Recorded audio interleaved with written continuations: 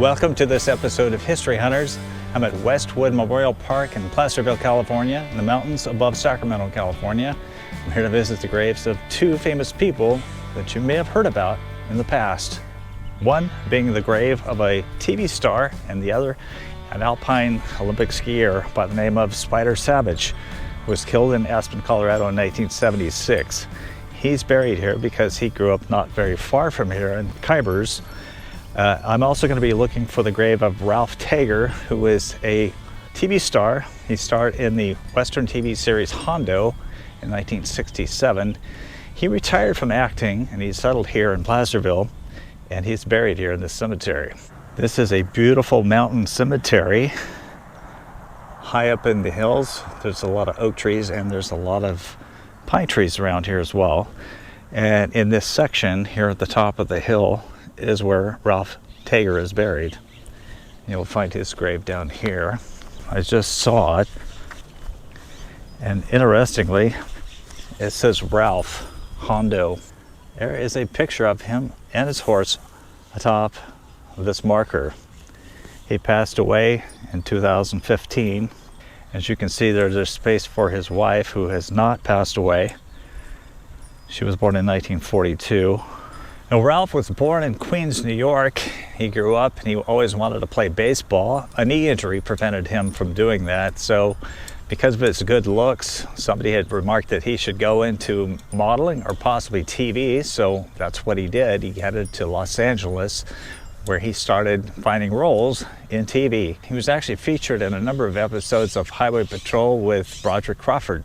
Like actor Harrison Ford, when he tried to break into acting, Taeger was not afraid to work. In fact, he was polishing floors at a Van Nuys drugstore and was determined to go into maintenance work if TV didn't work out. His first TV series as the lead was Klondike. It was a half-hour Western adventure series set in Alaska during the gold rush of 1897. Taeger played Mike Halliday, a rugged prospector.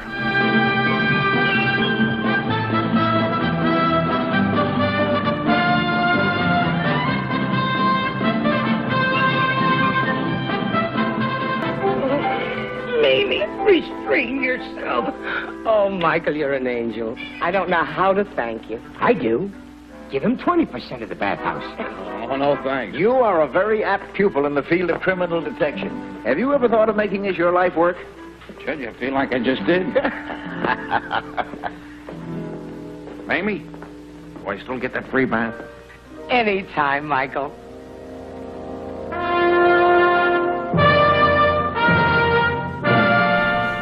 Klondike ran for 18 episodes in the 1960-61 TV series, and on that show he worked with actress Joey Lansing, the actress from Utah who was famous for her pinup photos. He also worked with actor Robert Taylor. Klondike was canceled mid-season. Ralph and his co-star James Coburn were immediately picked up for a new series, Acapulco, in which they played beachcombers in Mexico. That show did worse, running only 8 episodes before it was canceled. I bet Ralph was feeling somewhat dejected as an actor at that point. A story editor named Richard Donovan told TV Guide magazine that Ralph was stupid, he couldn't remember his lines, said he was dumb and way over his head in acting. In 1965, he started in the band from Uncle. In 1967, he starred in the TV series Hondo. It only lasted 17 episodes. It started in September 1967 and made it a couple of months to December when it was canceled. Part of the reason the Hondo didn't make it as far as the TV series is the fact that they pitted it against the very popular Gomer Pyle and Star Trek. Now, how would you expect that a Western was going to compete with those two shows? You got to remember at the time the Vietnam War was going on, and I think Westerns were starting to go on the decline a little bit. Star Trek, very popular. Didn't have a chance. It's my understanding that you typically have to have 100 episodes of a TV show before it's syndicated, but I understand that Get TV is running the reruns of Hondo, the TV series, even though there was only 17 or 18 episodes.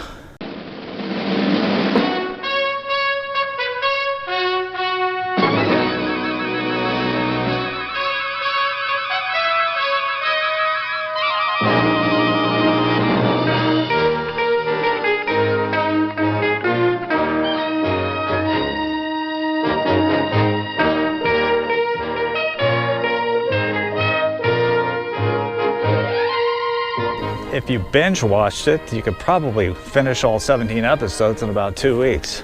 That's the man. Get TV presents A Word on Hondo.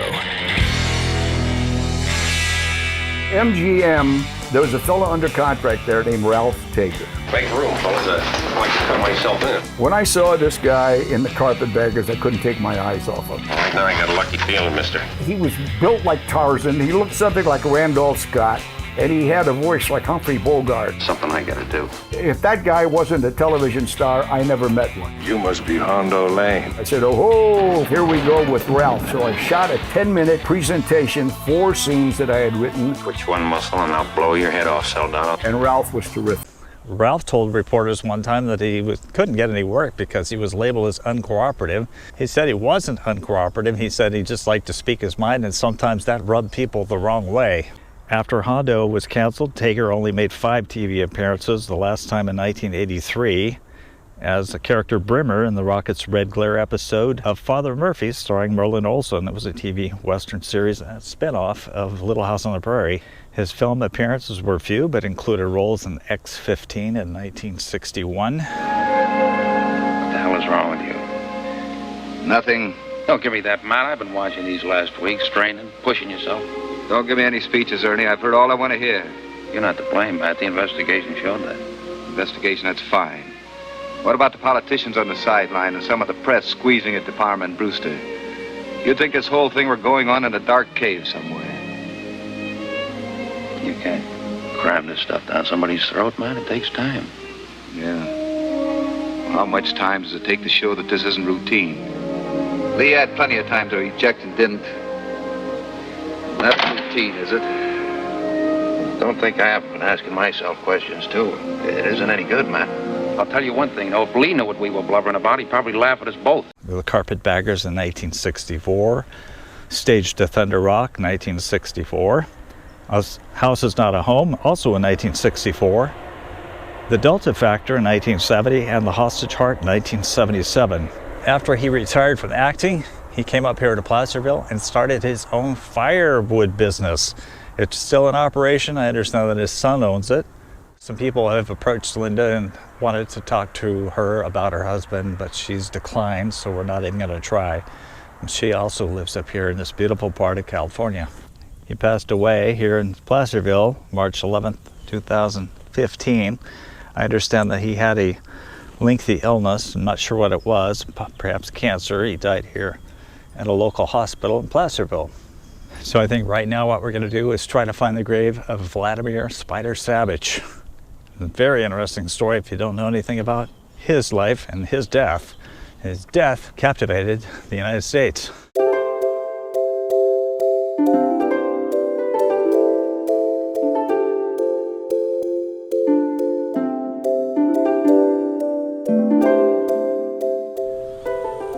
Spider Sabich is buried over in this section of the cemetery, the Park Creek section of the cemetery. Beautiful day in June. I had to go in the office and ask where Spider Sabich is buried because I couldn't find him. She said that over in the 6 years that she's worked here, that a lot of people have asked about his grave. This really is a beautiful cemetery, very park-like, very green on this beautiful June afternoon. So we're going to go over here in the Park Creek section, and I was instructed to look for the grave after the 3rd purple tree up here. So we'll just follow the road and then drop down in there, and that's where he's going to be. Spider Sabich was quite the celebrity in Aspen, Colorado in the 70s. He was one of the premier skiers. And here's the 3rd tree. So Spider is over here somewhere.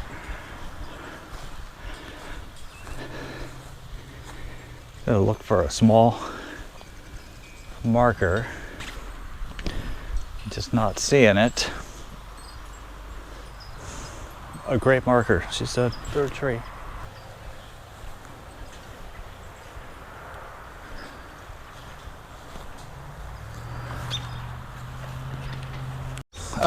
I might just have to. Yeah, just if you can get her to give you a map, then I can look at the map and I can see, you know, Okay. who he's next to or whatever, you know what I mean? Yeah. All right, I'll go ask her. Gentleman back there helping me trying to find the grave has never even heard of Spider Sabich. Oh, he found us. Oh my gosh. I think this lady was way off in her description of where this was. She was way off. Yeah, she's off. That's what I'm saying. I know where most of the graves are in here, you know, just by putting the stones in, you know. Yeah, stones or sure. whatever, but, you know, if she says it in a certain area, then I have to look in that area, and then, you know, I just follow my way back. That's why I said if you would have got a map, I could have seen that who was in there, Betty and Right. Drew, and, you know, we could have went from there. Okay. You know, so. And that's his parents right there. Oh, this is his parents? Yeah. Okay. Yeah, you should read up on this. Most likely I will now since you YouTube has a whole series on it. Okay. Yeah. And it was Andy Williams, and it was, wife? yeah, she had a French Were wife. they having an affair or something, or? No, they were together, but he was wanting to break it off with her. She shot him in the back in the bathroom. Right. And she said that the gun accidentally went off or whatever. And it was a manslaughter case. Right. And basically they found her guilty. I think it was first-degree manslaughter. But she didn't serve any time. Stop playing. But she was this French singer. She was pretty and yeah, right. She wasn't really that kind of pull or something. She wasn't that talented. Right. But all of Aspen, Colorado got pissed off because she got away with murder. Yeah. Wow. Deliberately. So I got to read up on that. It ain't yeah. Savage. Okay. Yeah, he went by Spider. Right. Because he, when he was a kid, he had long, spindly legs. And stuff. All right. And his dad called him Spider. Right. But he became an Olympic skier. Okay. All right. Yeah, it's a fascinating story. Okay, I'm gonna have to look up on that. Thanks so much. You good? Yep. All right, buddy. All right, thanks. Man. Okay, take care. Spider Sabich, Vladimir Peter Sabich Jr. 1945 to 1976. U.S. Olympic ski team, 1968. U.S. downhill champion, 1968. World Pro Ski Champion, 71 and 72. And the Olympic rings. Sister, Mary, died in 1988. She was a doctor. Vladimir was her dad. He was a member of the CHP, California Highway Patrol. He had volunteered in World War II as a B-25 pilot in the Air Force. He was held as an internee in Siberia by the Soviets for a year after his plane was shot down over northern Japan, and he was forced down near Vladivostok. After the war, he became a test pilot and returned to his job with the CHP, and in 1950 he was transferred to Kybers on Highway 50 southwest of Lake Tahoe. That's the road that we came in on. They lived in Kybers. This is his mother, Frances E. Sabich, 1911 to 2003. So the three Sabich children, Mary, Spider, and Steve, learned to ski at the local ski resort about 20 kilometers up the highway here, past Twin Bridges. They attended a one-room school in Kybers, which was Silver Fork Elementary, and went to class in the summer and skied during the winter. What kid wouldn't want that? Spider was also an altar boy at the Catholic Church across the highway from the ski area, which is the Chapel of Our Lady of the Sierras. They would often strap on their skis immediately following Mass. So Sabich was popular because he was good-looking, he was talented, he was a bachelor, and he was the talk of the town of Aspen. He landed in Aspen in 1971. He built a house next to John Denver, actually. He helped popularize skiing in the 1960s and 70s, and I understand that he was inspiration for a Robert Redford movie portraying a skier. Spider Sabich has won his first giant ball competition of the 1972. Howdy, Spider. How you doing? Pretty good, John. How you going? Not bad at all. Hey, how fast is your cut? Oh, it gets down the mountain pretty well. You want to race to the bottom? Being a rich bachelor, somebody who was good-looking, famous in Aspen, he attracted the attention of Claudine Longet, who was the ex-wife of singer Andy Williams. They eventually moved in together. There were some indications that she was just stifling him and he was wanting to break it off, and she was having nothing to do with it. In March 1976, he was in the bathroom. He was shot in the back. She said the gun went off accidentally, but there was some indications that she tried to fire the gun multiple times. The community of Aspen was just fed up with the media attention, and it was said that the sport was that they would try to run over the photographers with their cameras because they just didn't like the attention. It just brought on kind of a nasty element to their ritzy community. A lot of people thought that Claudine Longet got away with murder because the evidence just didn't add up. I know that the police actually lost the ability to show in court that her diary, which they said was illegally obtained, that diary showed that she was upset about the fact that Spider wanted to break off the arrangement and get her out of his life. They also took evidentiary blood draw from her. I guess they obtained that illegally, which was not admissible in court. According to prosecutors, the blood sample showed the presence of cocaine in her blood, and her diary reportedly contradicted her claim that her relationship with Sabich had not soured. As they were unable to cite any of the disallowed material, prosecutors did use the autopsy report to suggest that when Sabich was struck, he was bent over facing away, at least 6 feet away from Longet, which would be inconsistent with the position and relative distance of someone demonstrating the operation of a firearm. Claudine Longet has been convicted of negligent homicide, a lesser charge than the one on which she was tried. This morning, Judge George Lohr told the jury that if Miss Longet believed the gun's safety catch was on at the time of the shooting, she is not guilty of reckless manslaughter. Defense attorney Charles Weidman told the jury that Miss Longet did believe it was on, and that the one remarkable fact in this case is that the safety did not work. The 7 men and 5 women of the jury went out to lunch at 12:30 Aspen time. They began deliberating about an hour later. Their deliberations took about 3.5 hours. When they announced their verdict, Miss Longet showed no emotion. She faces a maximum penalty of 2 years in jail and a $5,000 fine. Earlier, Claudine Longet was sentenced for killing Spider Sabich. Miss Longet was given 2 years probation for the killing of Sabich. However, she was ordered to serve 30 days in jail. The judge told her she could serve that 30 days in jail anytime between now and September 1st. Her lawyers say she will appeal. A lot of people thought that she got away with murder and gave the town of Aspen a black eye. After the criminal trial ended, Savich's parents filed a civil lawsuit against Longet in May of 1977. The case was eventually resolved out of court with a proviso that Longet would never tell or write about her story. I don't know that there's many people here. Placerville would remember him. In fact, the caretaker that helped me find this grave didn't even know about him. So he said he was going to look up the story. Quite a sensational story, and it was quite a media spectacle for the community of Aspen, who didn't want that kind of a negative publicity.